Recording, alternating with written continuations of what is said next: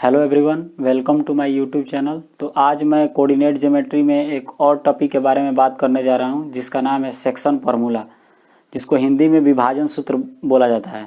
तो आइए इसके बारे में हम लोग समझ लेते हैं। सेक्शन फार्मूला,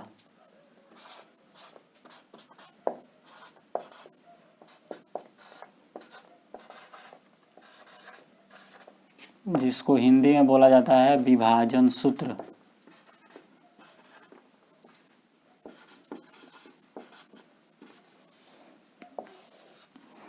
अब इसमें देखिए क्वेश्चन किस टाइप का आता है। विभाजन सूत्र में सबसे पहले क्वेश्चन किस टाइप का आता है इसको समझ लीजिए। क्वेश्चन में क्या करेगा, जैसे दे देगा कोई पॉइंट, यहाँ पे मान लेते हैं कि ए पॉइंट है, ठीक है, जिसका कोऑर्डिनेट है x1 y1 है, ठीक, ये y1 है, सॉरी, x1 y1 हो गया। और कोई पॉइंट दे देगा कि यहाँ पे ये b है, ठीक है, इसका कोऑर्डिनेट है कि ये x2 है और ये y2 है, ठीक है। और इसमें कहेगा कि एक पॉइंट मान लेते हैं कि ये P है, ठीक है, जिसका कोऑर्डिनेट है XY, ठीक है। और यहाँ पे आपको दो चीज़ वैल्यू दे देगा, एक चीज़ का और वैल्यू दे देगा, यहाँ पे AP बटा PB का वैल्यू दे देगा, ठीक है, कुछ वैल्यू दे देगा। जैसे मान लेते हैं कि ये 1/2 ही दे दिया, या फिर कुछ भी दे सकता है, जिसको हम कंसीडर करते हैं, यहाँ पे कंसीडर करने वाले हैं m/n, या फिर इसको m1/m2 भी बोला जाता है। आप m1/m2 भी बोल सकते हैं। किसी बुक में ये लिखा रहता है, किसी में m/n लिखा रहता है। तो इसमें आपको देगा क्या क्या इसको समझिए। ये पॉइंट, एक कोऑर्डिनेट दे देगा, ए पॉइंट दे देगा, बी पॉइंट दे देगा, और कहेगा कि एक पॉइंट ऐसा P है जो ए और बी के बीच में है, मतलब इंटरनली डिवीज़न यहाँ पे हम हो रहा है। तो ये यहाँ पे समझिए, ये ए पॉइंट दे देगा और एक बी पॉइंट दे देगा, इसका कोऑर्डिनेट देगा, फिर इसका कोऑर्डिनेट देगा, और कहेगा कि एक पॉइंट P है जहाँ पे AP और बटा PB का वैल्यू जो है वो 1/2 है, मतलब इसका रेशियो दे दिया, AP और PB का अनुपात यहाँ पे 1/2 दे दिया, जिसको m/n हम बोल रहे हैं। तो कहेगा कि यहाँ पे आप x का वैल्यू कितना होगा बताइए, और y का वैल्यू कितना होगा बताइए। मतलब यहाँ पे XY कोऑर्डिनेट की बात कर रहा है, ये इसका वैल्यू कितना होगा। या फिर इसमें देखिए सेक्शन फार्मूला में दो तरह का, इसका दो टाइप है। सबसे फर्स्ट टाइप को बोला जाता है internal division. Internal division,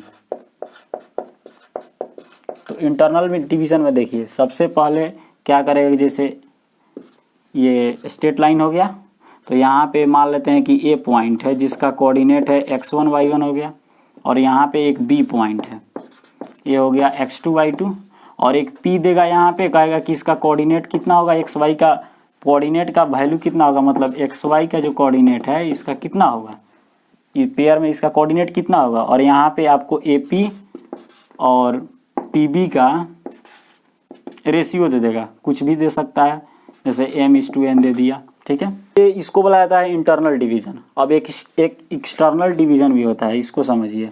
external division में क्या होता है, एक्सटर्नल डिवीज़न, एक्सटर्नल डिवीज़न, तो एक्सटर्नल डिवीज़न में देखिए क्या होगा, कहेगा कि ये स्ट्रेट लाइन हो गया, ठीक है, और यहाँ पे मान लेते हैं कि ये पॉइंट है, ये पॉइंट है जिसका कोऑर्डिनेट है x1, y1, और यहाँ पे एक बी पॉइंट है जिसका कोऑर्डिनेट है कि x2, y2, और P पॉइंट इधर बाहर होगा कहीं पे, P पॉइंट XY, इसको बोला जाता है एक्सटर्नल डिवीज़न। देखिए इंटरनल मतलब अंदर रहेगा तो इसको इंटरनल डिवीज़न बोला जाएगा, और एक्सटर्नल डिवीज़न में बाहर रहेगा, P पॉइंट जो इस लाइन सेगमेंट को डिवाइड कर रहा है वो बाहर रहेगा। तो या तो ये लेफ़्ट साइड में भी हो सकता है, अभी देखिए ये लेफ़्ट साइड में है, या फिर एक ऐसा भी हो सकता है, यहाँ पे देखिए इसका एक और ऐसा भी हो सकता है। जैसे यहाँ पे ए पॉइंट दे देगा, इसका कोऑर्डिनेट दे देगा x1 है और ये y1 है, और यहाँ पे मान लेते हैं कि बी पॉइंट है, इसका कोऑर्डिनेट हो गया x2 और y2, और यहाँ पे P पॉइंट दे देगा कहीं भी जिसका कोऑर्डिनेट xy होगा। और यहाँ पे आपको क्या क्या देगा, यहाँ पे AP और PB का रेशियो दे देगा, कुछ भी दे सकता है। हम यहाँ पे m/n ले रहे हैं, यहाँ पे कुछ भी होगा 2:1, 3:4, कुछ भी हो सकता है यहाँ पे, ठीक है। और या फिर यहाँ पे देखिए, यहाँ पे क्या हो जाएगा, यहाँ पे भी अब सेम ही लिया जाएगा। यहाँ पे भी आपका बोला जाएगा कि AP और पीबी का कुछ वैल्यू होगा, ठीक है। एपी और पीबी का वैल्यू होगा और इसको हम भी m/n ले सकते हैं, कुछ भी दे सकता है यहाँ पे, ठीक है। तो ये दो टाइप है इसमें, देखिए इसमें दो तरह से हो सकता है, या तो ये राइट साइड में रहेगा पी पॉइंट जो इस लाइन सेगमेंट को डिवाइड कर रहा है AP/PB में, तो ये राइट साइड में भी हो सकता है या फिर लेफ्ट साइड में हो सकता है।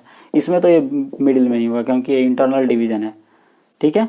या फिर इसमें देखिए, इसमें एक और चीज़ पूछ सकता है, जैसे ये पॉइंट का कोऑर्डिनेट दे देगा, ये कोऑर्डिनेट दे देगा, ये कोऑर्डिनेट देगा और कहेगा कि AP/PB का रेशियो कितना होगा, ठीक है।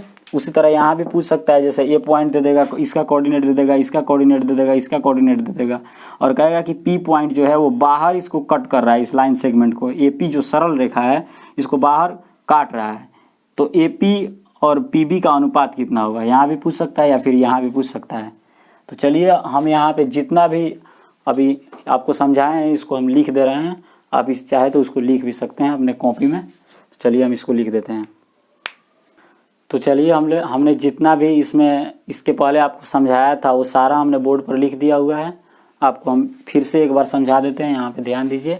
सेक्शन फार्मूला देखिए, if P be any points on the line AB, कह रहा है कि P जो पॉइंट है, ये कोई पॉइंट है जो लाइन AB पर है, बिटवीन A एंड B, मतलब AB के बीच में है, then we say that P divide segment AB internally in the ratio AP/PB।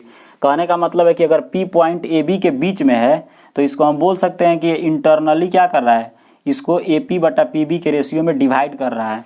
ये P जो पॉइंट है A और B को इंटरनली AP/PB के रेशियो में डिवाइड कर रहा है।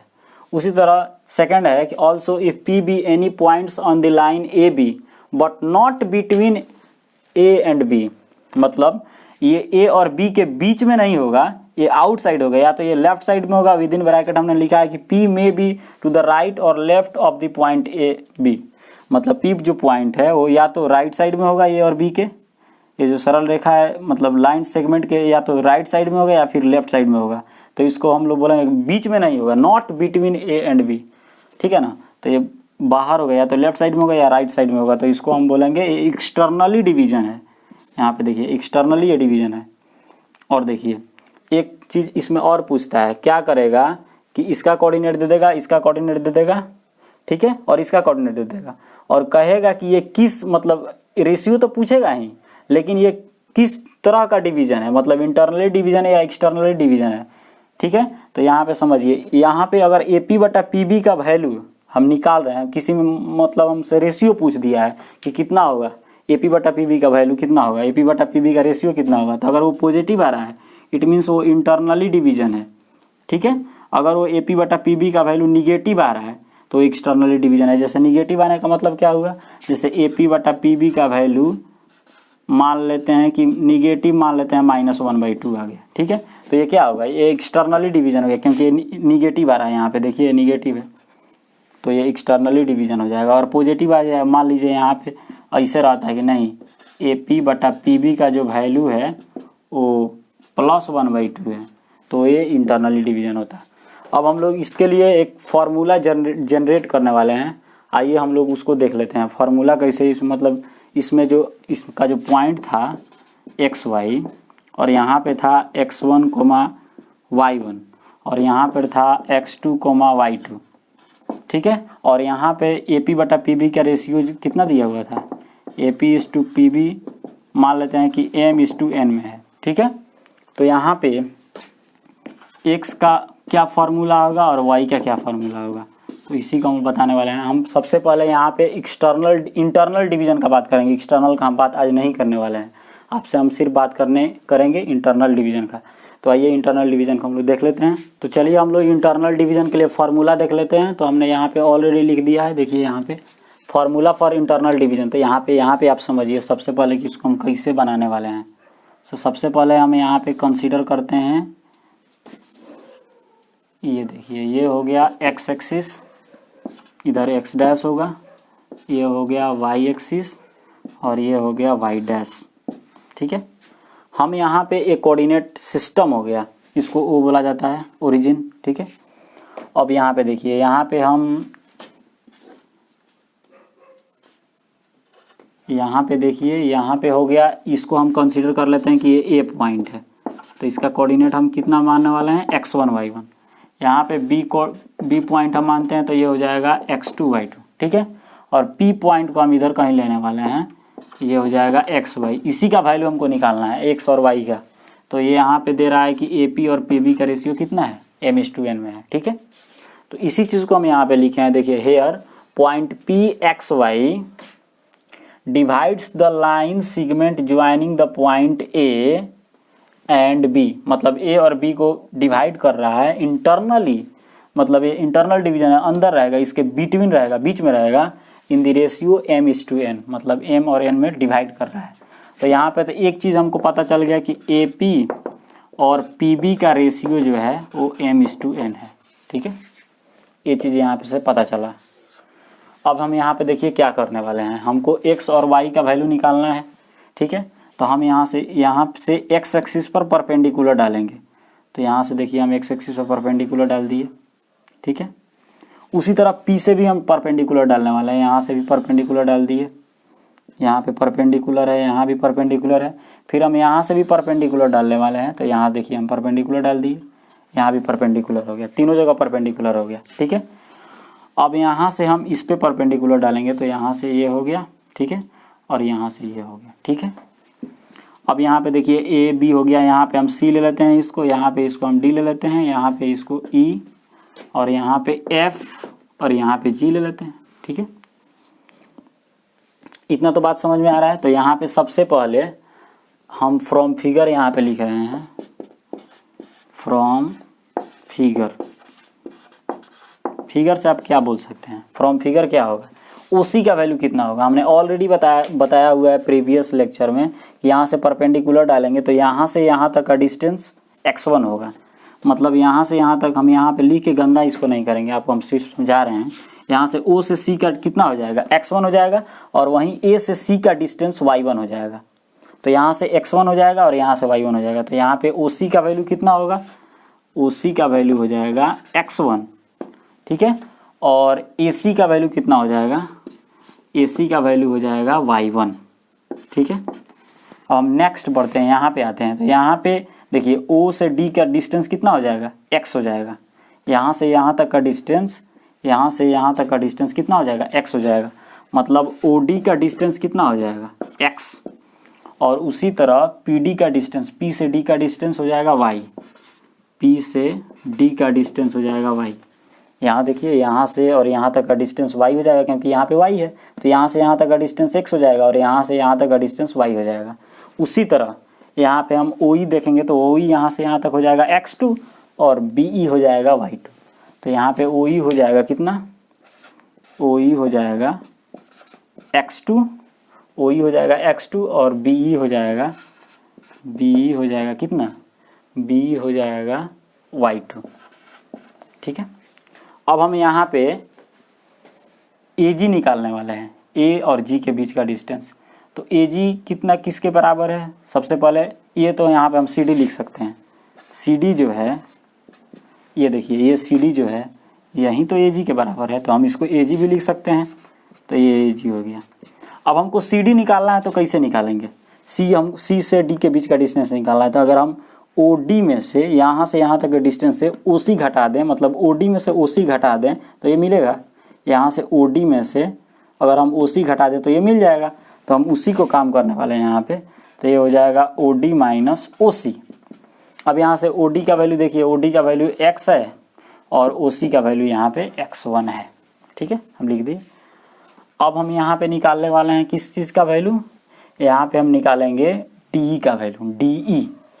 तो DE देखिए, DE किसके बराबर है, DE जो है यही तो PF के बराबर है। तो इसको यहाँ पे हम लिखने वाले हैं PF। ये देखिए यहाँ पे हो जाएगा PF, ठीक है। तो अगर हमको DE चाहिए तो अगर हम OE में से OD को घटा दे तो मिलेगा कि नहीं, OE यहाँ से यहाँ तक का डिस्टेंस, इसमें से इसको घटा दें हम यहाँ से यहाँ तक, तो ये मिल जाएगा। तो ये कितना है, ये तो यहाँ पे x2 है और ये यहाँ पे y है। यहाँ से यहाँ तक का डिस्टेंस कितना है, x2 है, और यहाँ से यहाँ तक का डिस्टेंस, सॉरी यहाँ पे x होगा ना, x है। ठीक है। तो यहाँ पे देखिए, यहाँ पे OE में से हम क्या करने वाले हैं, DE निकालने के लिए OE में से घटा देंगे हम किसको, OD को घटा देंगे। तो OE का वैल्यू कितना है, x2 है, और इसका वैल्यू हो जाएगा x, OE माइनस OD, तो x2 माइनस x हो जाएगा, ठीक है। तो इसका भी निकल गया, इसका भी निकल गया, ठीक है। अब हम लोग देखिए किसका निकालने वाले हैं, इसका निकालने वाले हैं, PG का वैल्यू निकालने वाले हैं। तो PG कितना हो जाएगा, PG यहाँ पे देखिए, PG कितना होगा, PG निकालना है। तो हम एक काम कर सकते हैं, ये टोटल में से अगर हम इतना घटा दें, यहाँ से यहाँ तक में से अगर इतना घटा दें, मतलब PD में से PG निकालने के लिए अगर हम PD में से किसको घटा दें, GD को घटा दें, तो हो जाएगा। देखिए कैसे हो जाएगा, PD यहाँ से यहाँ तक का डिस्टेंस है, हमको PG चाहिए, तो PD में से टोटल में से इसको घटा देंगे, तो ये मिल जाएगा। तो यहाँ पे PD कितना है, PD का वैल्यू है, PD देखिए यहाँ पे PD का वैल्यू कितना है, y माइनस GD जो है वो AC के बराबर है, तो AC का वैल्यू कितना है, AC का वैल्यू देखिए यहाँ पे y1 है, तो यहाँ पे y1 लिख देंगे। उसी तरह हम PG निकाल लिए, तो यहाँ पे BF निकालने वाले हैं। तो BF का वैल्यू कैसे निकलेगा, तो BF निकालने के लिए हम टोटल BE में से EF को घटाने वाले हैं, EF। ये देखिए, ये टोटल में से इतना घटा देंगे तो ये मिल जाएगा हमको BF। तो BE कितना है, BE जो है वो y2 है, देखिए BE y2 है, और EF चाहिए, तो EF जो होगा वो यहाँ पे PD के बराबर है, देखिए सेम डिस्टेंस है। तो PD का वैल्यू कितना है, PD का वैल्यू देखिए यहाँ पे y है, तो यहाँ पे y लिखने वाले हैं, ठीक है। और यहाँ पे तो AP और PB का ऑलरेडी दिया हुआ है, यहाँ पे AP और